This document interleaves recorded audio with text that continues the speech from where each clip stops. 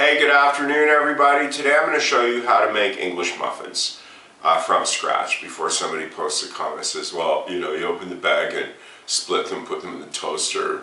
Duh. Well, these are the from scratch, and there are two ways to make these, what they call ring and no ring. I am using the no ring method because I'm assuming most people don't have muffin rings at home. And I did a fair amount of research for this, and it is rare that I've seen this level of both passion and pretension for a recipe. There's people, if you read on this, will just go on and on about their nooks and crannies and so on, and other people are just happy with something that comes out. So I'm trying to find a happy medium here that has a recipe that has a lot of rise and good nooks and crannies. The best, I think, that you can get without using rings, okay? There are a few stages to this recipe. It's a fairly precise recipe, and if you want your English muffins to come out, you have to understand basically what you're doing is you're getting everything ready for an acid-base reaction that will generate gas and give rise and lift to the muffins. So the acid part comes from the buttermilk, which is going to be in the wet ingredients, and the base part comes from the baking powder and the baking soda. I'll be using both. That is in the dry ingredients, or part of the dry ingredients. And I'll show you all this as we go along. So first thing is get some of the buttermilk heating up. So to start off with, you're going to put 1 cup of buttermilk in a stainless steel pan. I've stopped using non-stick. I'm not really keen on those things anymore. So start that over medium heat.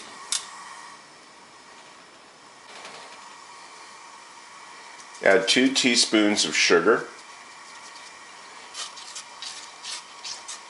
Either give that a stir or swirl it around to get the sugar to melt.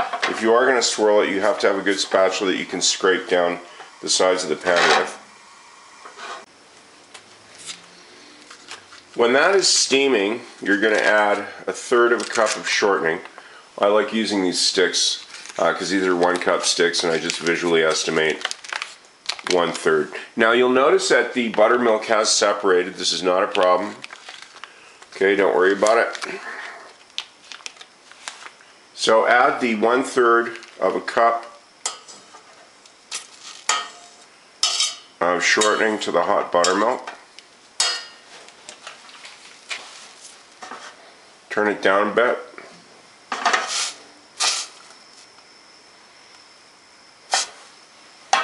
And just swirl that around until the shortening melts. Okay, so as soon as you can see that the last bit of shortening is dissolved, turn the heat off. Leave it on the heat for a bit.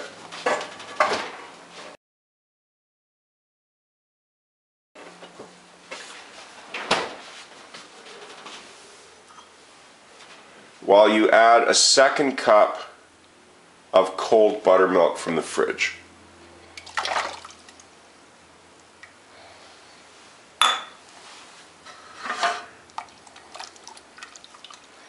Just swirl that gently to mix it up.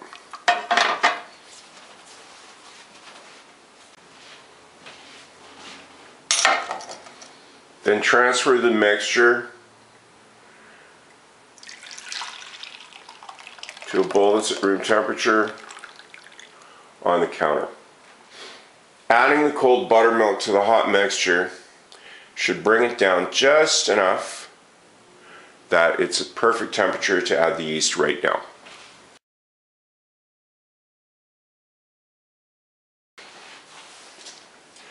If you're using packs, it's 1 pack of quick rise yeast. I always have bulk because I do a lot of baking. It's a lot cheaper.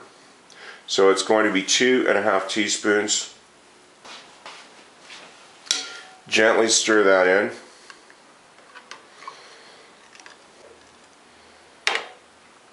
And if you've got chunks of yeast that haven't stirred in, just kind of move them to the side if you can.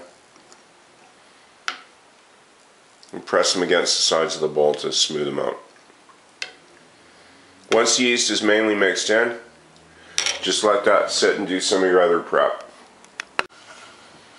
While the yeast is rising, first thing I do is get some parchment and a couple of baking sheets. If you don't have parchment, by all means use wax paper. I just always keep this stuff around.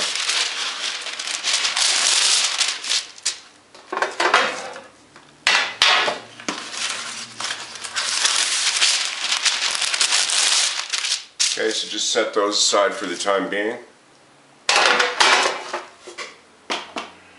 So the flour is going to be divided in this. So you will need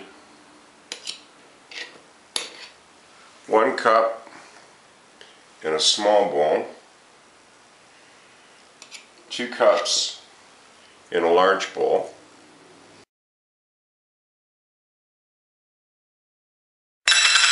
to the large bowl you're going to add an additional teaspoon of sugar to give the yeast some encouragement and something to feed on. In the small bowl, you're going to add 2 teaspoons each of baking soda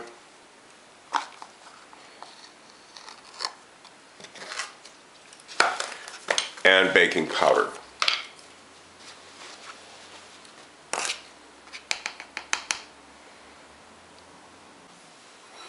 Give each of those a quick stir.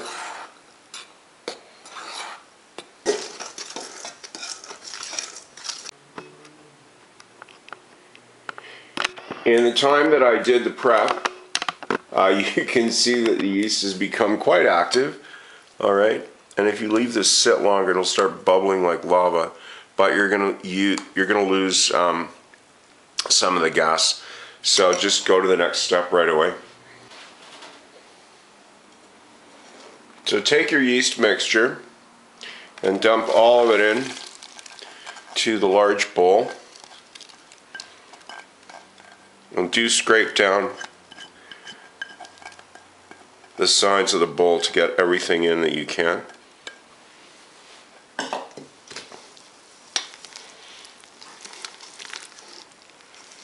Then mix this well by hand with a spatula.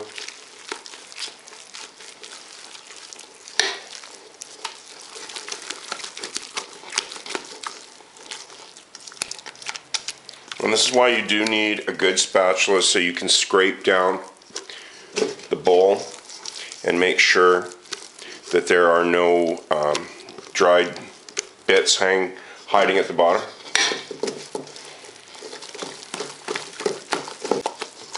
So stir that up as vigorously as you can. I always do this by hand. If you have a hand mixer, because you can't do this by hand, you can do that too. So once you've mixed that up enough that there's no big pieces of anything, really, then what you do is scrape down the sides of the bowl as best you can and leave this in the middle.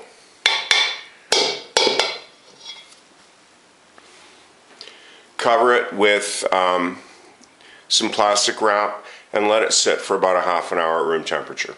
And I don't know if you can see the condensation that's formed on the inside of the plastic wrap, so I'll zoom in a bit.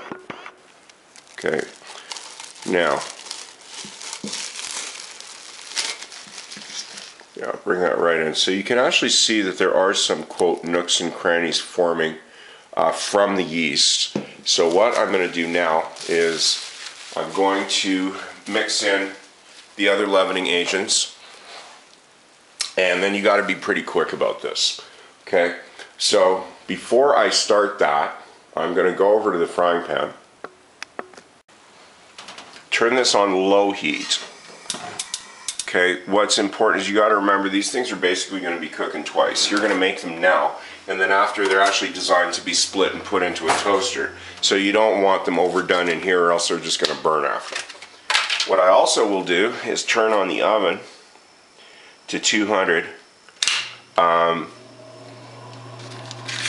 dry them out after they're cooked in the pan, because they will be really damp and you want them to dry out a bit. Now this is why I keep 2 cups of this stuff. I keep one for splitting into thirds to actually make the recipe, and I keep a second stick for frying. So just put a bit in. You don't need that much, a spoon or so, and just let that heat up on low while you get the actual muffins going. So I've got my prepared sheets here, and I got a sharp knife to cut the dough with. So give the flour with the baking powder and baking soda one good last stir. Pour this out onto a clean countertop. Spread it out. And yes, you do want some of this on your hands, which, needless to say, are clean. Get the bowl and your spatula and scrape out. Look at that, it's like a mesh, okay? And scrape out the half-risen wet ingredients onto the flour. Now, if you miss a bit inside of the bowl, do not worry about it, because speed is of the essence right now. This is not a time for getting on Facebook or answering texts or whatever. You just got to pay attention to this. Now, this is a different kind of kneading technique that you're normally going to use. What you want to do is pick up the dried flour that's on the counter, getting more on your hand as you can to prevent sticking. This is also what the shortening does. It allows you to actually handle this without having it all glommed up on your fingers and in between and losing half of it. So what you're going to do is essentially what I'm doing. You're going to fold the dough over and you're going to just push it down. And as you're doing this, you're picking up the flour that's on the counter. And when you roll it out, what you're seeking to do is just roll out lumps that you can feel in the dough, whether these are actually flour or bits of shortening or bits of buttermilk, solids that separated out in the heating process. Doesn't really matter. Just keep picking it up and putting it on, putting the dry on, and just turn it over and just roll it.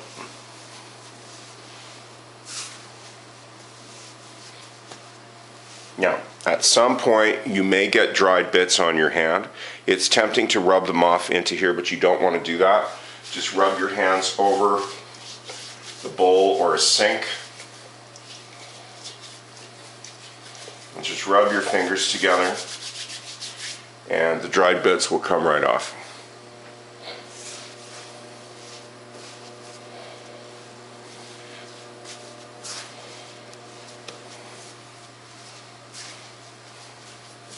Now that it's nearly down to the end, you can pick it up, sort of like a ball.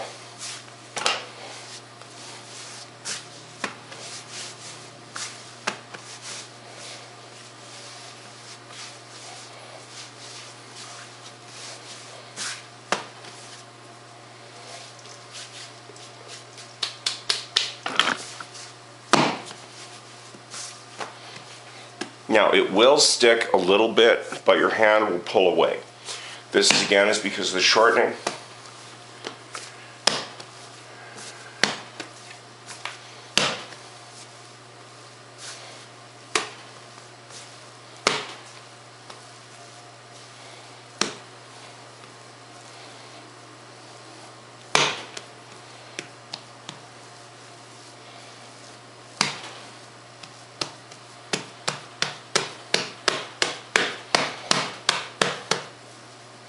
So you can see, let me just clean my hands off for a second. So you can see the nooks and crannies forming. Those are the pockets that are going to give the lift to the finished muffins. This is very gooey right now. So if you've got a clean dough scraper, great. You probably don't want to be handling this too much with your hands right now. Okay, so just kind of move it around that you can eyeball it. And just give it a quick cut. This is going to be making 12 muffins. I generally don't like to cut on my countertop, but I'm cutting very lightly, so this is not going to make scratches in the wood, in the granite.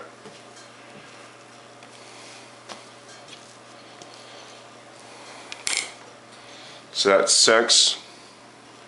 So eyeball it again.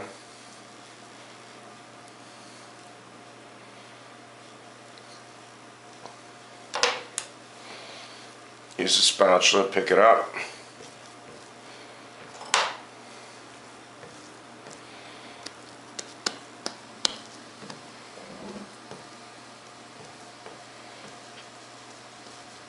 Okay, so try to spread it out evenly with the spatula. Okay, give it a quick cut once. Now you can either pull this one away, okay, and if you kind of toss it back and forth between your hands, it won't stick that badly. Just put it on the baking sheet. Get to the next one, quick cut.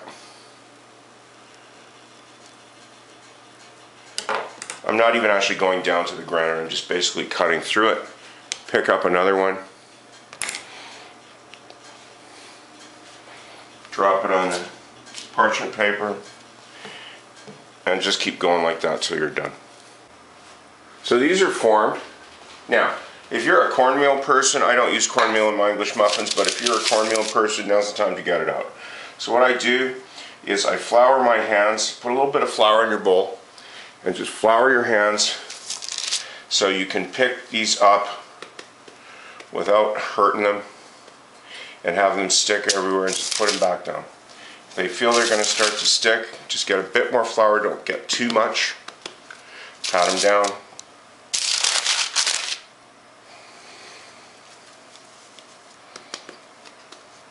The longer you take to do this, the more you lose the rise that makes English muffins. Okay, you can see that in the inside there.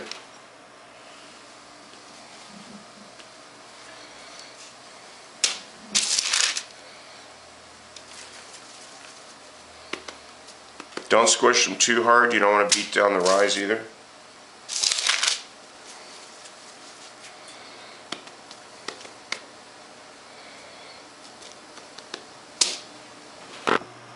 So as you can see, I've got both sets here. This one's prepped, this one is not. The pan is on low, shortening's melted.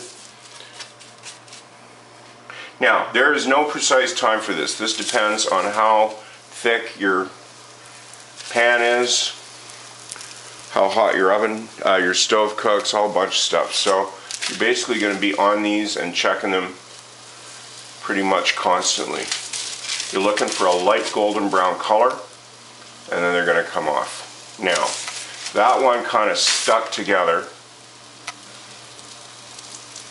And I did try these in my really big pan, but I could not control the heat correctly, and it just messed up.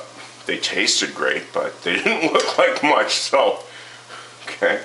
If you can manage to separate them, good, and if not, well, you can pry them apart later. And I'm just going to prep the second batch on the side here while the first one's cooking.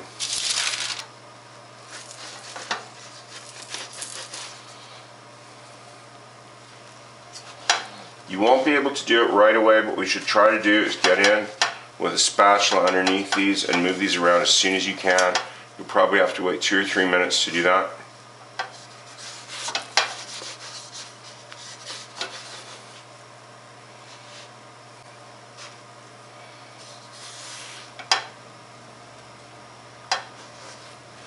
These are nearly ready to turn right now, so I'm going to add a little bit of shortening again in the middle and the bottom.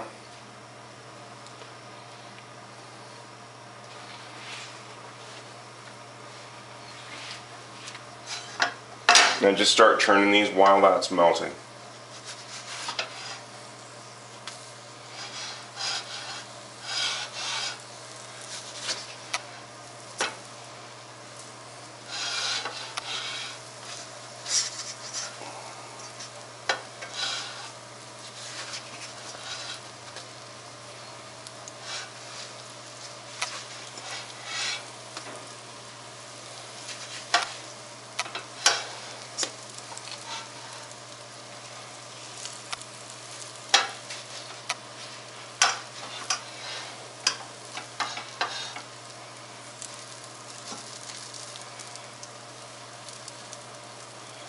Now is when you want to try to keep them separated in your pan.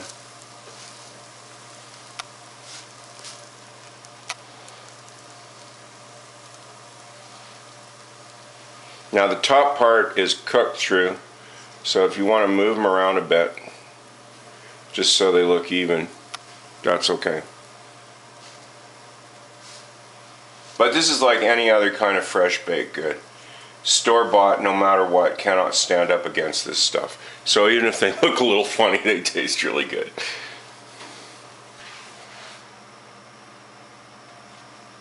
So I've been checking on these. It's been a couple minutes. Now what I will do is, since I already did look, I'm going to turn these over again onto the baking sheet. So you can see those are done just nice.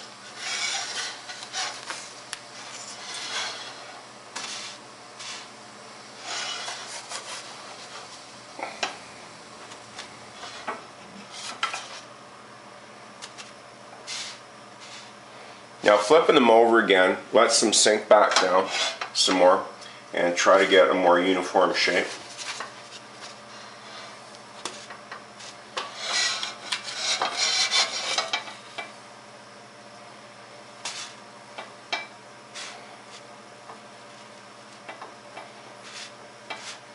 You don't want to press down on these too much, because what you're really looking for is to keep the rise in the oven. I am going to put these in a 200-degree oven now to let them set for about 10 or 15 minutes while I get the second batch ready. You do not want to keep these in there too long, because then they'll just brown all over and you won't be able to toast them after. One thing to note with the second batch, it has been rising while you've been working on the first one, so you've got to treat them very gently. They're going to get very pillowy. Okay, so just pick them up off the parchment paper and lay them in just as gently as you can. And that's why it's important to use either wax or parchment, because if you don't, and you just put these on a baking sheet, they'll just stick to it and you'll wreck them.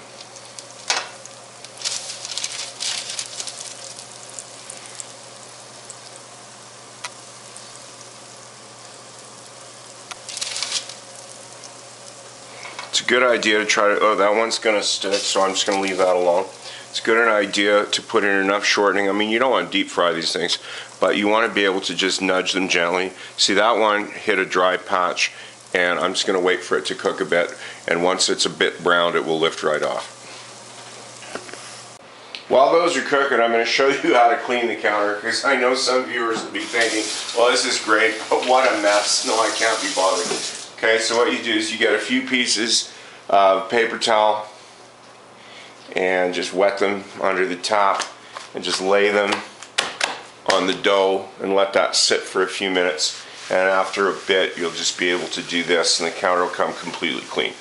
Second batch is cooking pretty quick. Those did start sliding, and if you're wondering how you check, yeah, you do have to pick one up, get it halfway on the spatula, and the camera won't capture this, but you lift it up and just look underneath and like, yeah, it's done. So just turn that over.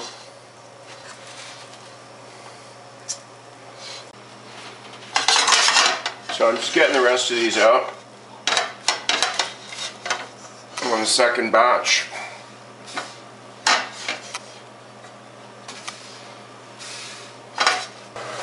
So here are the ones that have been setting in the oven at 200 while the first batch is cooking. And they're looking pretty good. I'll just take these out and put the other ones in. And just keep an eye on the time so those ones don't overset and start to turn brown. Well, as you can see, the counter cleaned up nicely with a few wet paper towels. So here is the finished product that I am going to leave sit out on a cookie rack to dry out some more, because they're very, very damp right now. Okay. But I will come in for a close-up and just give you a look of what we have so far. Okay, so they do have the shape and the consistency. They feel like English muffins. Now here's the final test. The split. These are always fork split. You do not cut these with a knife. Well, maybe some people do, but And as I said, these are right out of the oven, so these are really, really damp, all right? You're much better to let this sit for an hour or two on the cookie sheet, but I do want to take a look at what we've got. There you go. Okay. Now, I don't know if this is a suitable amount of nooks and crannies for some purists, but they look like English muffins, they taste like English muffins, and they're really good. I'll even toast one up for you now so you can take a look. So there's the muffin I just split, fresh out of the toaster, and as you can see, it's kept its shape. There's the nooks and crannies for all that butter and jam you want to put on, and it toasted up quite nicely. Did not burn on the back either. So there you have it. That's how I make English muffins without using rings. And I do hope you try it and enjoy them. Thanks for watching. Hope to see you again.